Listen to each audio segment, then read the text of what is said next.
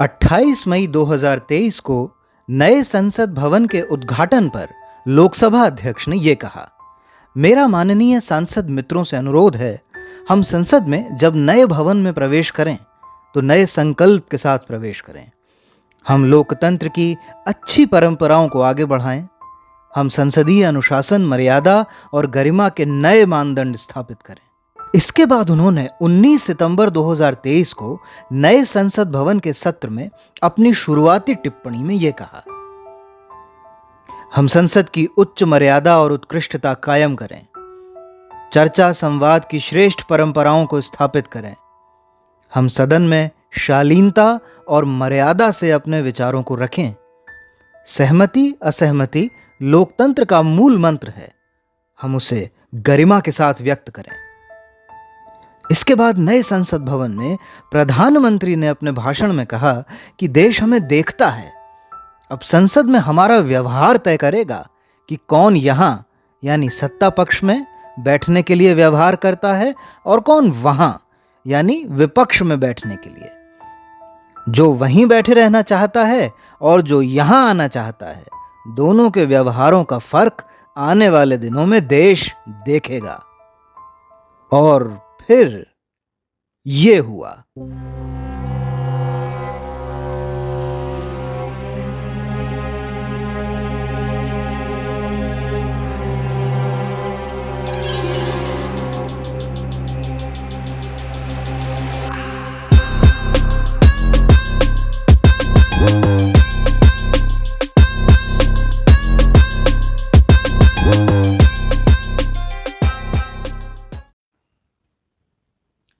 नए संसद भवन में दानिश अली के लिए सड़क छाप और सांप्रदायिक गालियां देते हुए रमेश बिधूड़ी का भद्दापन हम सब ने देखा। उस वक्त हमारा नया संसद भवन वाकई हमारे देश का प्रतिनिधित्व करता दिखा।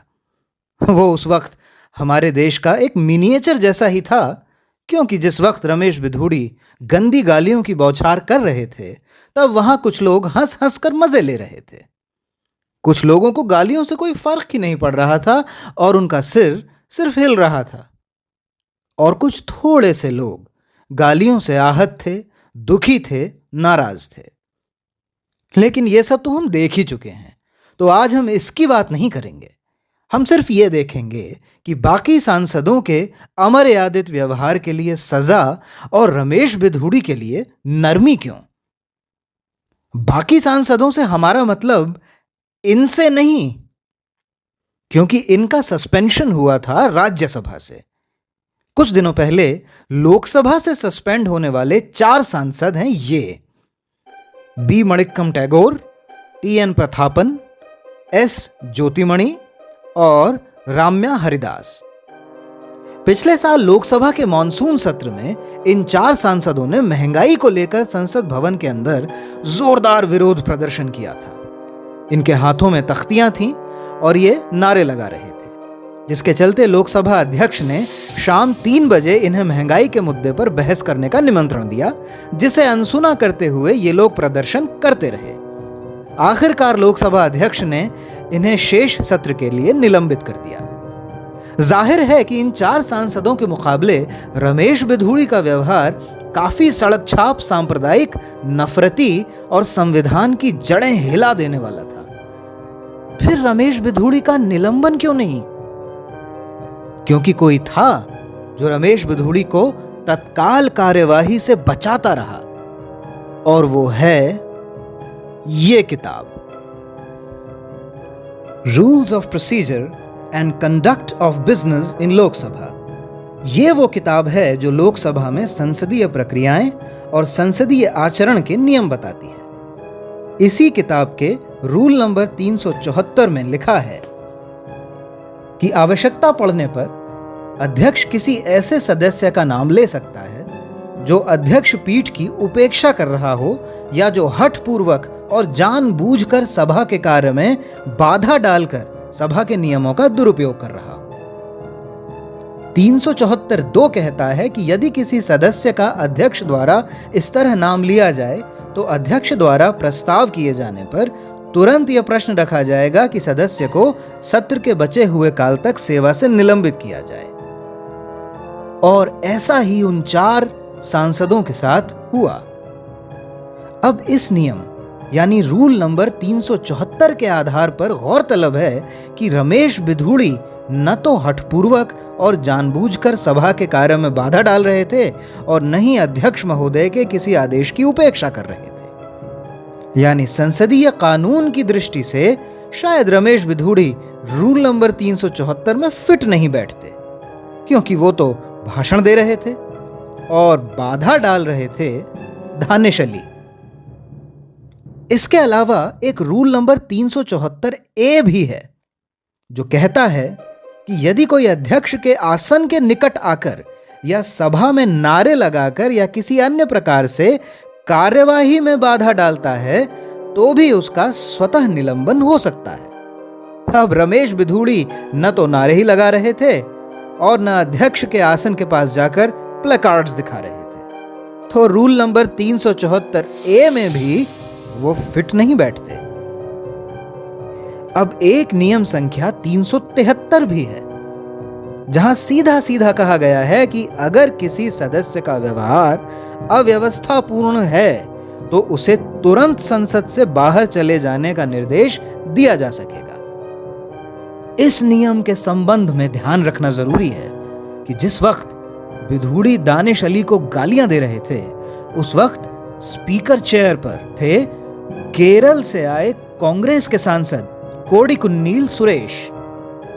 रमेश बिधूड़ी की गालियां विशुद्ध उत्तर भारतीय लहजा लिए हुए थी, जो शायद सुरेश को उस वक्त समझ ही नहीं आई होंगी, और वो रमेश बिधूड़ी की गालियों पर सिर हिलाते रह गए।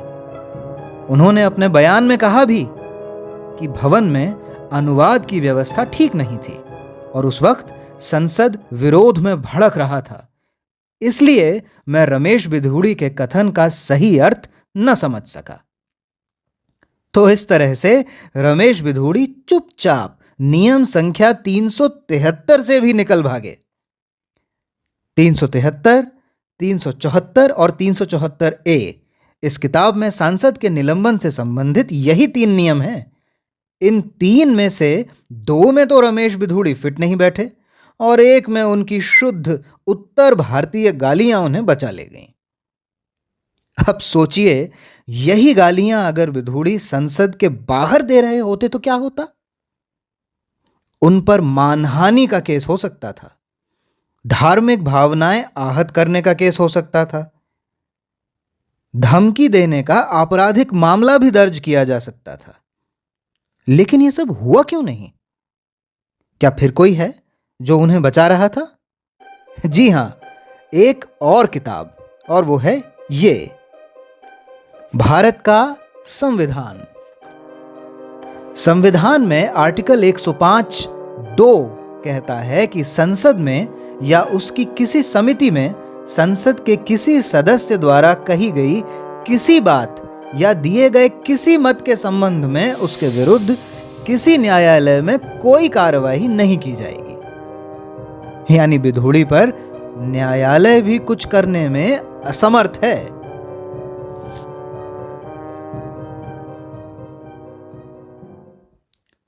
कुल मिलाकर हमारा कानून कुछ इस तरह से लिखा गया है कि रमेश बिधूड़ी इतना अमर्यादित व्यवहार करते हुए भी इसकी पकड़ से बाहर रहे। न्याय करने के बजाय कानून बिधूड़ी की ढाल बन गया। संविधान में संसद में कही गई बात पर सांसद को किसी भी न्यायिक कार्यवाही से बचा लेने वाला अनुच्छेद 105 भाग 2 हर सांसद का विशेषाधिकार होता है, जिसे अंग्रेजी में प्रिविलेज कहा जाता है।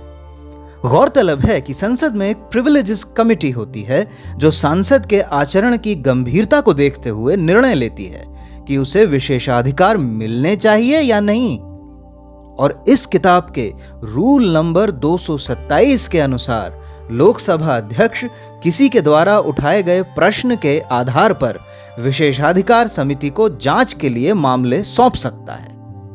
अगर जांच में विशेषाधिकार हनन पाया जाता है तो रमेश बिधूड़ी जैसे सांसद के लिए निलंबन और यहां तक कि कारावास जैसी सजाएं भी हैं।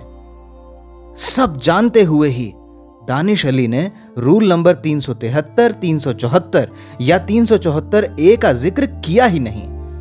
उन्होंने लोकसभा अध्यक्ष को लिखे अपने पत्र में विशेषाधिकार हनन वाले रूल नंबर 222, 226 और 227 के जरिए ही नोटिस भेजा है। ये सब तो हुई कानूनी बातें। अब अगर हमारे संविधान की प्रस्तावना ही देखी जाए तो उसमें राष्ट्र की एकता और अखंडता को बनाए रखने के लिए भाईचारे को बढ़ावा देने की बात कही गई है। क्या रमेश बिधूड़ी का व्यवहार संविधान की इस नींव को हिलाता नहीं? और तो और, रमेश बिधूड़ी ने सांसद बनने पर भारत के संविधान के प्रति सच्ची श्रद्धा और निष्ठा रखने की, भारत की प्रभुता और अखंडता अक्षुण्ण रखने की शपथ ली होगी। क्या यही वो श्रद्धा और निष्ठा है जो संविधान के मूल्यों की इस तरह से चीरफाड़ करे? क्या हर बात के लिए कोई कानून ही होना जरूरी है?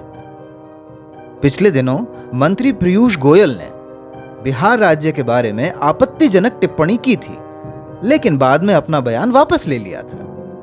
विवादों में रहे पप्पू यादव ने कुछ साल पहले ट्रेजरी बेंचेस की तरफ पन्ने फाड़ कर फेंके थे, लेकिन बाद में माफी मांगी थी। 2012 में लाल कृष्ण आडवाणी ने यूपीए 2 की सरकार को इललेजिटिमेट यानी नाजायज बताया था, लेकिन बाद में अपना बयान वापस ले लिया था। यहां तक कि हमेशा विवादित बयान देने वाली प्रज्ञा सिंह ने भी नाथूराम गोडसे पर संसद में विवादित बयान देने के बाद माफी मांगी थी। रमेश बिधूड़ी का मामला इस लहजे से भी अद्वितीय है क्योंकि उनकी तरफ से अभी तक माफी का एक बोल भी नहीं फूटा है और उनकी ओर से आश्चर्यजनक रूप से रक्षा मंत्री माफी मांगते फिर रहे हैं।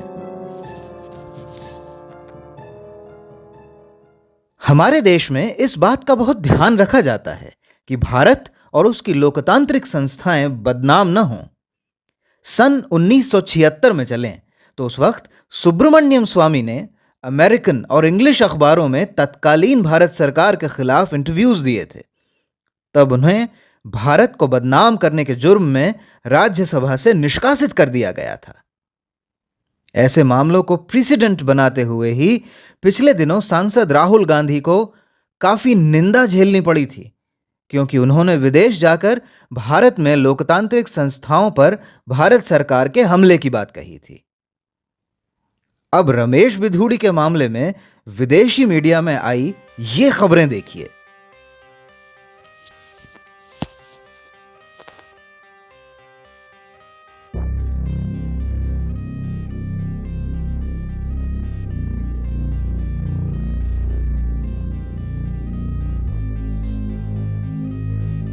क्या इससे हमारा देश पूरे विश्व में बदनाम नहीं हो रहा? ये तो पता नहीं, लेकिन फिलहाल रमेश बिधूड़ी को कुछ इनाम जरूर मिल रहे हैं। क्या ये खबरें पूरी दुनिया में भारत और उसकी लोकतांत्रिक संस्थाओं को गौरवान्वित कर रही हैं? क्या ये संसद की बदनामी का मामला नहीं?